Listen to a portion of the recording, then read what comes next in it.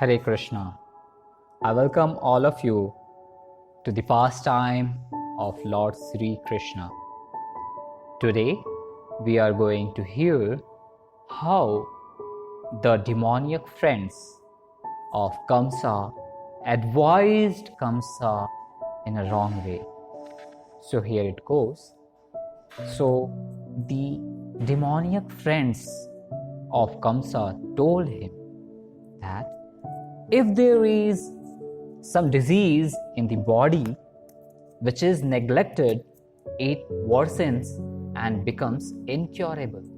Similarly, when one is not careful about restraining the senses and lets them loose, it is then very difficult to control them. Therefore, we must now be very careful of the demigods before they get too strong to be subdued. The foundation of the strength of the demigods is Lord Vishnu, because the ultimate goal of all religious principle is to satisfy him. The Vedic injunction, the Brahmanas, the cows, austerity, sacrifice, performance of charity, and distribution of wealth are all for the satisfaction of Lord Vishnu. So let us immediately begin by killing all the Brahmanas who are in charge of Vedic knowledge, along with the great sages who are in charge of sacrificial ritualistic performance. Let us kill all the cows which are the source of butter, which is so necessary for performing sacrifices. Please give us your permission to kill all these creatures. So just see, these people are very much aware that how when you offer prayers, sacrifice, or take care of cow, Lord will be pleased. But since they are demon, they always have this tendency that we should do something against. Now they are trying to kill all the sages, all the Brahmanas, so that the demoniac activities will increase. They go on saying, actually the limbs of transcendental body of Lord Vishnu are Brahmanas, cows, Vedic knowledge, austerity, truthfulness, sense and mind control, faithfulness, charity, tolerance, performance of sacrifice. Lord Vishnu is situated in everyone's heart and is the leader of all demigods, including Lord Shiva, Lord Brahma. Therefore, if we think that to persecute the great sages and the Brahmanas is to kill Lord Vishnu, thus being advised by his demoniac minister, Kamsa, who was from the very beginning the greatest rascal, decided to persecute the Brahmanas and Vaishnavas, being entrapped by the shackles of all devouring eternal time. He ordered the demons to harass all kind of saintly persons, and then he entered his house. The adherent of Kamsa were all influenced by mode of passion, as well as illusioned by the mode of ignorance, and their only business was to create enmity with the saintly persons. Such activity can only reduce one's duration of life. The demons accelerated the process and invented their death as soon as possible. The result of persecuting saintly person is not only untimely death. The act is so offensive that the perpetrator also gradually loses his beauty, fame, religious principles, and thus his promotion to higher planets is checked. Driven by various kinds of mental concoctions, the demons diminish all kinds of auspiciousness and offense at lotus feet of the devotees and Brahmana is get greater then that committed at the lotus feet of Supreme Personality of Godhead. So here it is very clearly stated that when you commit knowingly or unknowingly a offense to the feet of Lord, to the Lord will forgive you. But if you offend, if you put a trouble to devotees, then Lord will not tolerate that. And immediately there will be the results.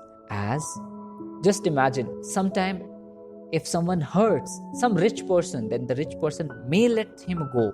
But if he hurts his kid, then he will not stop there. So a civilization that commits such sinful activities generally loses all faith in the Supreme Lord, and such godless civilization becomes the source of calamities in the human societies. Next, we are going to hear the meeting of Nanda and Vasudeva, which is given in the 5th chapter of Krishna. Although Krishna was the real son of Vasudeva and Devaki, because of Kamsa's atrocious activities, Vasudeva could not enjoy the birth ceremony of his son. But Nanda Maharaj, the foster father, celebrated the birth ceremony of Krishna very joyfully. The next day, it was declared that the male child had been born to Yashoda. According to Vedic custom, Nanda Maharaj called for a learned astrologer and Brahmanas to perform the birth ceremony. After the birth of a child, the astrologers calculated the moment of the birth and made a horoscope of the child's future life. So see, even when Krishna was born, that time, this astrological calculation was very, very prominent. And it's very clear that it is a calculation. That means it's like a math. So if someone learns, they can find it out. But in today's world, it's very, very difficult to find out someone who have this knowledge. So before the birth ceremony, the family members take bath, clean themselves, decorate themselves with ornaments and nice garments. Then they come before the child and the astrologer to hear the future of the life of the child. So this way, if you see in our tradition, it may be any festival, any kind of celebration, it starts from getting all the people together, all the family members together, taking bath, wearing good dress, clean dress. And this is the way where all the family members will come together. So everything is designed in such a way that everyone will become Krishna consciousness or devotee. So all the Brahmanas who came together were assembled, and there on this occasion they chanted auspicious mantras according to the rituals, while the astrologer performed the birth ceremony. So there is a ceremony which was happening. There were mantra chanting which was going on. And then all the demigods are also worshipped on this occasion. As when we do in our temple during Brahmotsava day, we worship all the demigods, especially in the 8th direction, all the Ashtadikpalakas.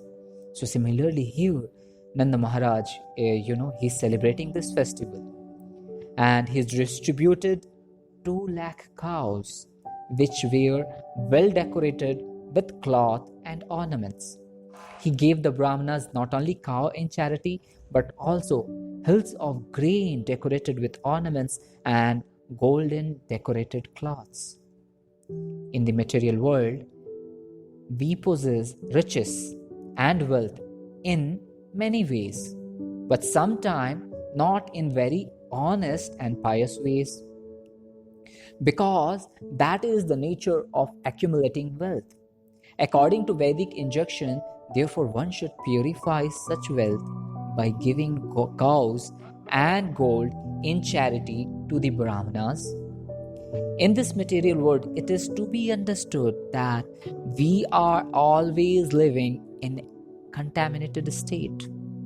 We therefore have to purify the duration of our lives, our possessions of wealth, and ourselves. We can purify our duration of life by taking a daily bath and cleaning the body inside, outside, and accepting 10 kind of purificatory process. By austerities, by worship of the Lord, and by distribution of charity, we can purify the possessions of wealth. We can purify ourselves by studying Vedas in order to understand the absolute truth and achieve the self-realization. It is therefore stated in Vedic literature that by birth everyone is born Shudra, but those who accept the purificatory process, they become twice born. That is, by studying Vedas, one become a Vipra, which is a preliminary qualification for becoming a Brahmana. And that when one perfectly understands the absolute truth, he is a Brahmana. So a Brahmana is a person who understands the absolute truth that, okay, who is Lord, what is his position. And when the Brahmana reaches further perfection, he becomes a Vaishnava or a devotee. So the next level of Brahmana is a Vaishnava. So in Krishna's birth ceremony, all the assembled Brahmanas begin to chant different kind of Vedic mantras to invoke all good fortune for the child. You see? And there are different kinds of chanting known as Suta, Magadha, Vandi, Virudhavali. Outside the house, on this occasion, the joyous vibration could be heard in all the pasturing grounds and all the houses within and outside the houses. There were varieties of beautiful paintings done by rice pulps, scented water, and it was sprinkled everywhere, even on the roads and streets. Ceilings and roofs of the house were decorated with different kinds of flags, festoons, and green leaves. The gates were made of green leaves and flowers. All the cows, bulls, and calves were smeared with a mixture of oil and turmeric and painted with minerals like red oxide, yellow clay, and manganese. They wore garland of peacock feathers and they were covered with nice colored cloths and golden necklace. So like this, there was a grand celebration which was happening because the birth ceremony is something very, very nicely celebrated according to the understanding of the scriptures.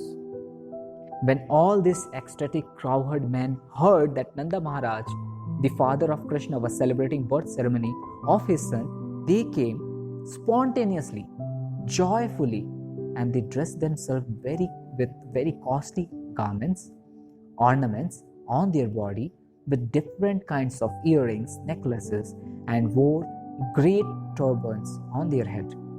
After dressing themselves in this gorgeous way, they took various kinds of presentation and thus approached the house of Nanda Maharaj. So like this, when the celebration was going on, everyone was happy.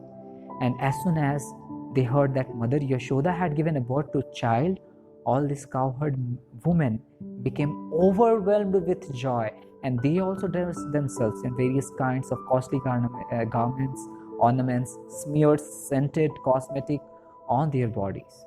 And like this, the celebration was going on. So tomorrow we will discuss little more about this celebration and how Nanda Maharaj was in this mode, different activities he was performing. So with this, we'll stop here today. Thank you for joining. Jagadguru Srila Prabhupada ki Jai. Hare Krishna.